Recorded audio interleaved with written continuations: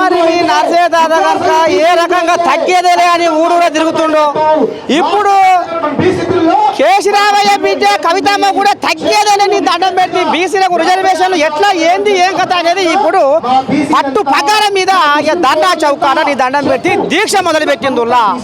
ఇక మరి అది చిన్న చిన్న దీక్ష ఏం కాదు, 72 గంటల దీక్ష. ఇక మరి నా పక్క పొంటి అలా మామ ఉన్నాడు,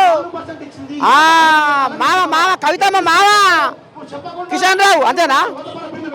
మరి ఈసారి ఏమంటాడు, కోడలకు మద్దతు ఏ రకంగా తెలుపుతుండు, రేపు ఇంకా ఏం చేయబోతారు, మరి 42% బీసీల రిజర్వేషన్ల కథ ఏంది, ఇక మరి దీక్షల ఇప్పుడు ఏం చేయబోతున్నారు ఏంది ఏం కథ అనేది మరి అడుగుతా సారో శరార్థి.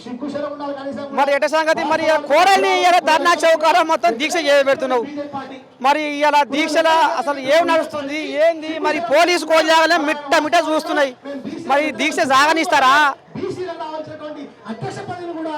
ఈ రోజున